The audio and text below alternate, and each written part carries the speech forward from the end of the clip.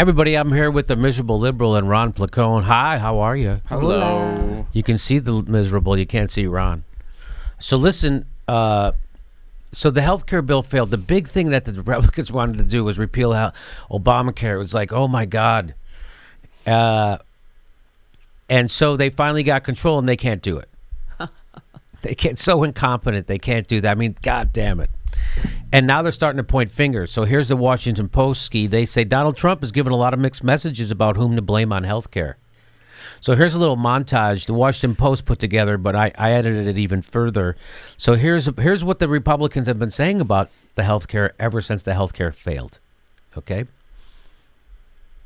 If you look at this bill and you look at what it provided, I mean, the tax relief, the largest entitlement reform in modern history. You look at the fact that we were almost to the point where we would be defunding Planned Parenthood. Or we were to the point where we would be defunding Planned Parenthood. We were almost to the point. We were to the point.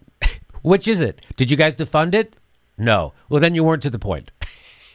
That's funny, right? Yeah. We were almost to the point where we were to the point. And by the way, what a weird brag. Again, we're going to take health care away from poor people. That's what the brag is. We almost got it done. Paul Ryan's been fantasizing about this. The fact that some of these members took that and decided not to move forward with it, I think is a real shame. And I think the president's disappointed in a number of people that he thought were loyal to him that weren't. Again,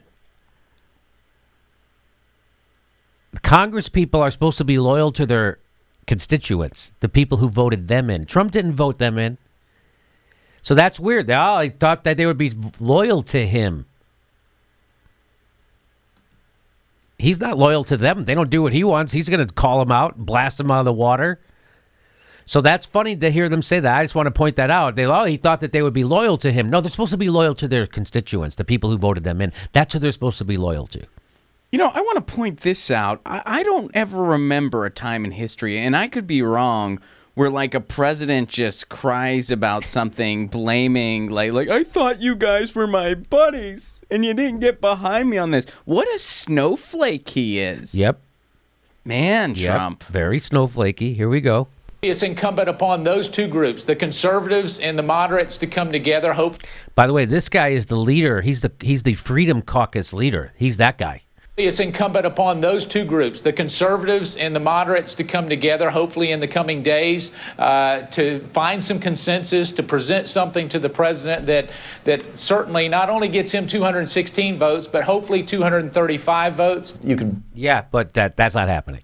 In fact, they moved on. They're not doing it. In fact, they moved on. So look, they're blaming him. Let's see who else. So Reince Priebus blamed him. He's saying, let's all come together. Blame it on the Freedom Caucus if you want to, but there's also a lot of moderates. Charlie Dent will be on your... So he's not blaming the Freedom Caucus, right? So Priebus was blaming the Freedom Caucus. The Freedom Caucus he's saying, don't blame them, blame the moderates. This is Trump's guy. A little bit, who are also against the bill. So it's sort of the powers that be in Washington that won. Now, the Democrats will get blamed for it because there's no question now. It's not Trump care in this country. It's not Ryan care. It is Obamacare. They will get blamed. Hey, look. They will get blamed because they're not in power. Wait a minute. So they don't control any of the levers of government, so it's their fault. This is going to be tougher than I thought. So just like we said, vote us in, and we're going to take care of the health care, so it's the... So you know who to blame, the Democrat. I'll just keep saying this with a straight face on national television, because I know the host is going to push back. Okay, and so here we go. Here's Charlie Dent. He's a moderate. So he's the moderate. That's the last guy was blaming him. Trump's budget guy was blaming this guy, who's a moderate. Now, Priebus was blaming the Freedom guy. Here we go. Be very honest about this. A lot of the concessions that the White House is making at the end of this process were to try to appease and placate the hard right on essential health benefits and other issues, all to placate people who are not going to vote for the bill anyway. See? So now he's blaming the Freedom people because he's saying the president made this bill untenable, or I couldn't vote for it because of all the concessions he made to the extreme right wing. And you know the kind of concessions they made, like taking people off pre-existing conditions? That's one of the concessions they wanted, the right wing. It's crazy the stuff that they were, it's like, no, those are losers at the ballot box. That's why you guys are hanging on to Obamacare, because repealing it is a loser. And so this guy here is saying, yeah, it's the radicals. So it's fun to look at the Republicans. They're all shooting circular firing squad, and this is what it is. They got to govern now. And I'm pretty sure. I don't want to say I predicted that something like this similar happening, but I did. Go ahead, Ron. I think they're all missing it too. I'm pretty sure that it's all Susan Sarandon's fault, because she's the one that hid the plan they wrote 8 years ago. It was her fault. Okay, here's more. And by doing that, they ended up alienating more people on the center right or moderates. I think the problem was with first the bill and then the process. Healthcare is a very complicated issue. To release a bill that was written in secret and then expect to pass it in 18 days, I just don't think was feasible. So now he's blaming, like, Paul Ryan. So he's blaming the leadership. He said you can't do it in secret and then try to pass it in 18. So he's blaming the bill. Said, first of all, the bill was bad and the way they did it was bad. So everybody's shooting everybody. Paul Ryan's getting shot by him. The Freedom's getting shot by Trump, shooting the moderates. It's great. My town halls say anytime Obamacare comes up as a topic in Arkansas, I know that some people were helped by Obamacare. There's no doubt about that. But many more were hurt by it. And those are the people. Who was hurt by Obamacare? Who was hurt by it? Somebody was hurt. There was a guy trying to get coverage, and then he got it. I don't understand what was. How did people get hurt by Obamacare? Because it costs more money. I know there's no cost controls in Obamacare, but there's no cost controls before Obamacare. So people are getting hurt, and it's not because of Obamacare. It's because Obamacare wasn't stronger, and they want to get rid of it. Anyway, anything to comment from you? Yeah, I mean, it's people that didn't have health insurance in the first place that just didn't want to, that now they had to buy it. So they either just that's who's took getting the hurt? penalty or something like that. Is that who's getting hurt? The individual mandate people? That's what he means by people getting hurt? I think he also means by people who had to buy a better policy.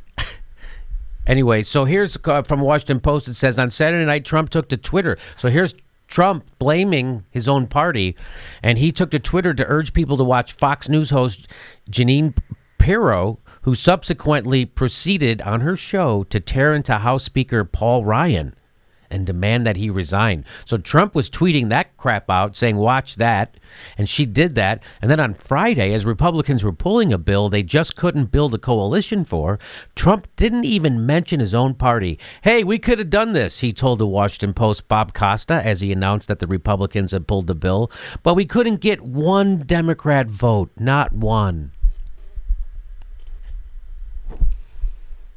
That's funny. That's funny that he's now going to blame it on the people with no power. Oh, the damn Democrats. The Democrats. Which just makes you look stupid. That doesn't work. Makes you look dumb. Now we're laughing at you for saying that. Then the New York Times Magazine reports Sunday that at one point during the negotiations, Trump told Representative Charlie Dent, co-leader of the moderate GOP Tuesday Group Caucus, so the moderate, he said to the moderate, Trump said to the moderate, Charlie Dent, I'm going to blame you if the bill fails. Be forewarned. So first it's the Democrats Trump's blaming, now it's the moderates. In an interview Sunday at NBC's Meet the Press, Dent did not deny the conversation. Man, talk about a circular fire. They're coming after everybody. But of all Trump's finger-pointing, the one aimed at the conservative faction of his party feels the most notable. So he went after the moderates, and Trump went after the conservatives. He's going after everybody, and Paul Ryan.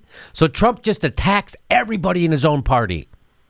Attacked everybody, the moderates, the conservatives, and Paul Ryan. And the leadership. Here's his tweet. Democrats are smiling in D.C. that the Freedom Caucus, with the help of Club for Growth and Heritage, have saved Planned Parenthood and Obamacare. So here he is. He's throwing the Freedom Caucus, the Club for Growth, and the Heritage Foundation under the bus. over this one bill. He's fucking hates most of the Republican Party over this one bill. He's willing to shoot them all in the face. I notice how there's a lot of eggs that liked and retweeted that, which makes you wonder if there are now dummy bots appointed by the White House to like and look retweet. At all the eggs. Yeah. Like, I wonder if, like, all those are just fake accounts. Those to, are fake like accounts. And retweet his shit. Like, that's a new thing now. 15,000 retweets and 62,000 likes. So those are people who voted for Trump who also hate most of the right wing. Club for Growth, Heritage Foundation, the Freedom Caucus. Here's another one about talking about the infighting. Mark Meadows, which is, by the way, he's the chairman of the Freedom Caucus. Mark Meadows betrayed Trump and America and supported Pelosi and the Democrats to protect Obamacare. That's another. So these Republicans are going after each other. That's a Republican, Austin Scott. That's Representative Austin Scott coming after Mark Meadows, saying that they betrayed Trump. Look at that. That's some real Republicans going. They calling each other names. You're saving Obamacare. Tough to govern, huh? According to Washington Post, Scott's tweet drew more attention in GOP circles than Trump's did, said Douglas Hay, a GOP strategist and former congressional leadership staffer. Quote, Trump's gonna Trump, Hay said, but Scott is a lawmaker not known for making waves. And yet here it is. So even people not known for making waves are making waves over this healthcare bill and their big super duper failure. Boy, this is a failure in the spotlight. If they could not have built this up bigger, that repealed Obamacare, and then they get in like, hey, we're gonna do it, and it's right out in the front. And Washington Post says the fact that Republicans' frustration with their own party has broken out into open warfare is a new development and a sign of just how much the party is smarting from their healthcare loss.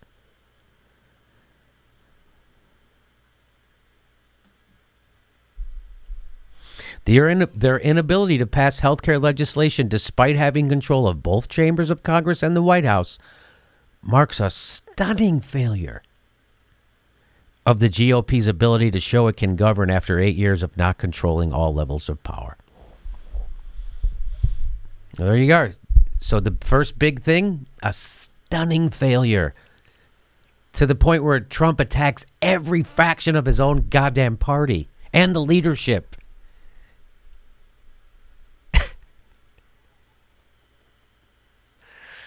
I don't want to say it was a jagoff YouTube comedian who predicted something like this would happen.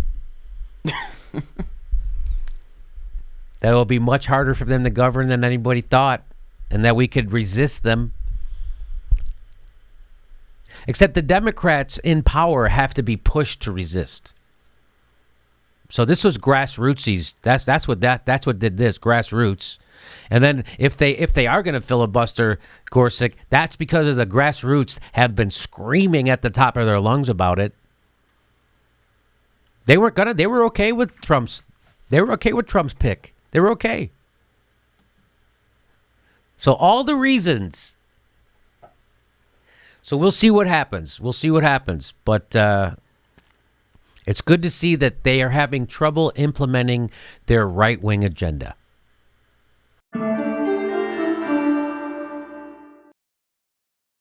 Hey, our next live Jimmy Dore show is April 24th. April 24th, live in Burbank. We do 2 shows a month, live shows. So get your tickets right down there, jimmydorecomedy.com.